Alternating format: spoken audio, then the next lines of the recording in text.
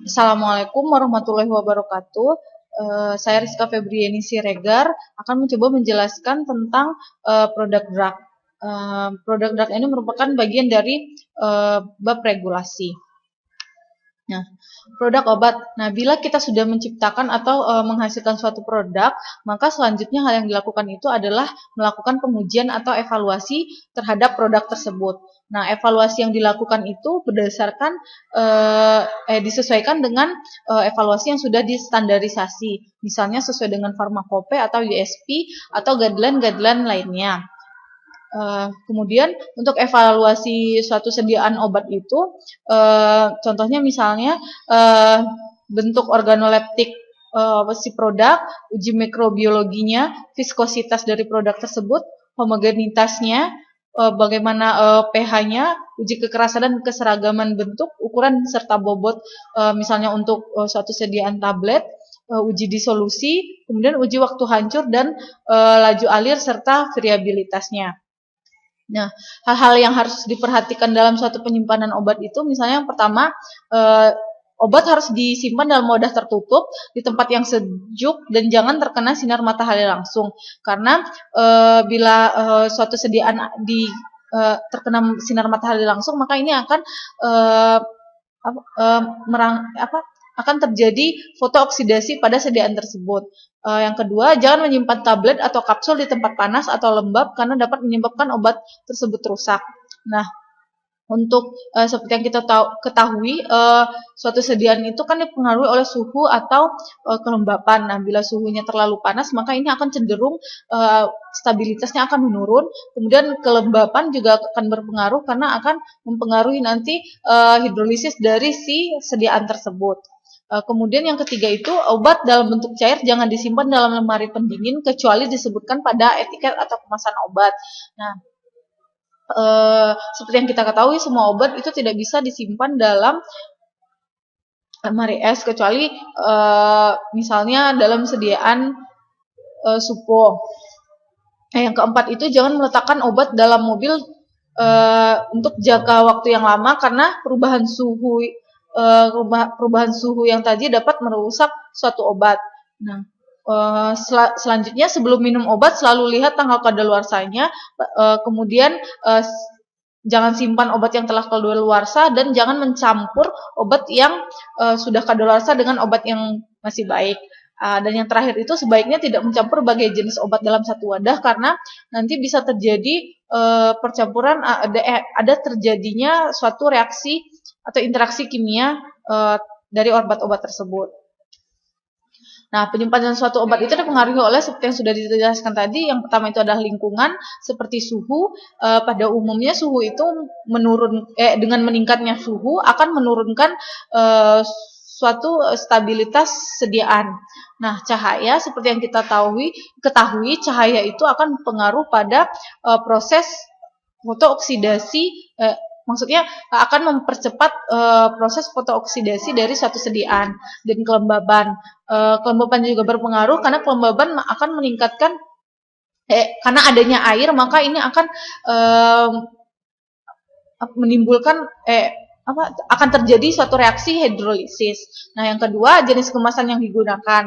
Nah, jenis kemasan yang kita gunakan untuk satu sediaan obat itu juga sangat berpengaruh. Misalnya plastik, botol, kaleng, dan aluminium. Nah, untuk pengemasan dan stabilitas obat itu, nah setelah kita mengemas, setelah kita menghasilkan produk, sebaiknya kita langsung memasukkan ke dalam wadahnya, karena nanti akan berpengaruh pada stabilitas si produk tersebut. Nah, untuk kemasannya bisa digunakan, misalnya yang pertama adalah bahan kemasan yang kita gunakan adalah kaca.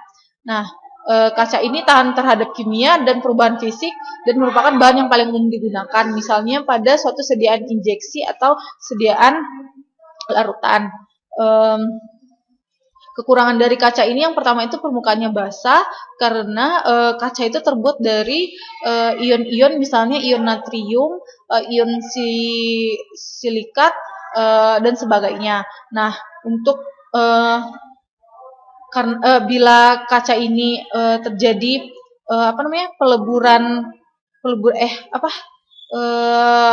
pelarutan dari permukaannya yang basah, maka ini nanti akan bisa menyebabkan perubahan pH dari sediaan kita. Maka untuk mengatasi itu digunakan kaca borosilikat. Nah, yang kedua kekurangannya itu adalah ion-ion yang ada pada kaca dapat menimbulkan kristal larut dari kaca, sehingga untuk mengatasinya digunakan buffer pada sediaan. Nah, yang ketiga itu memungkinkan transmisi cahaya yang dapat mempercepat dekomposisi. Seperti yang tadi, cahaya itu dapat mempercepat fotooksidasi sehingga menurunkan stabilitas obat. Nah, untuk itu digunakan kaca yang berwarna gelap. Yang selanjutnya jenis kemasan yang kedua adalah plastik. Nah, biasanya masalah dengan plastik ini yang pertama itu migrasi dari obat melalui plastik ke lingkungan. Yang kedua, transfer kelembaban lingkungan, oksigen dan elemen-elemen lainnya ke dalam produk. Kemudian pelarutan bahan wadah plastik ke obat, dan yang terakhir itu adalah absorpsi zat aktif atau eksipien oleh plastik. Nah, bahan yang ketiga itu adalah metal atau logam. Nah, biasanya yang digunakan itu misalnya tabung aluminium yang dapat dimanfaatkan sebagai wadah untuk emulsi, salep, krim, dan pasta. Nah, kekurangan dari logam itu sendiri dapat menyebabkan korosi dan pengendapan dalam produk obat. Nah, untuk mengatasi kekurangannya ini dilakukan penyalutan terhadap tabung tersebut dengan polimer sehingga mengurangi pengendapan dan korosi dari si logam. Nah, ini adalah hal-hal yang perlu diperhatikan pada kemasan obat, misalnya tempat penyimpanannya, efek samping, peringatan, golongan apa, terus jenis obat apa, seperti itu. Ya, sekian. Selanjutnya akan dijelaskan oleh teman saya. Assalamualaikum warahmatullahi wabarakatuh. Nama saya Agi Aprioniko Gaudad. Saya akan mencoba menjelaskan tentang aneks quinine chemical antinonetic. Nah, ini adalah merupakan suatu metode standar yang diadopsi untuk kalibrasi intensitas radio sinar UV sekitar panjang gelombangnya sekitar 300 sampai 400 nanometer dari sumber cahaya radiasi yang digunakan dalam pengujian fotostabilitas. Metode ini dilaporkan dalam FDA atau Institut Nasional Standar dan Teknologi Penelitian dan merupakan dasar untuk parameter resmi yang berbeda untuk memandu pengujian stabilitas obat-obatan. Untuk sumber cahaya lain atau sistem antinometri, pendekatan yang sama dapat digunakan, tetapi setiap sistem antinometri harus dikalibrasi untuk sumber cahaya yang digunakan.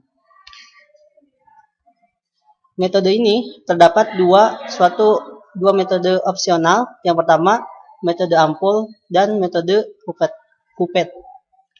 Yang pertama adalah metode ampul. Metode ampul, caranya yang pertama siapkan jumlah yang cukup dari 2% berat per volume larutan kina monohidroklorida dehidrat. Jika perlu, dileburkan dengan pemanasan. Setelah pemaparan, kemudian didapatkan absorbansi dari sampel AT dan kontrol A0 pada panjang gelombang 400 nanometer dengan panjang jalur 1 cm. Hitung perubahan absorbansi dengan cara delta A sama dengan AT dikurangi A0. Panjang eksposur harus cukup untuk memastikan perubahan absorbansi minimal 0,9. Zat kina monohidroklorida dehidrat 10 mili sebagai kontrol akan berubah menjadi akan dimasukkan ke dalam aluminium foil, kemudian diuji sampelnya sekitar 10 mili.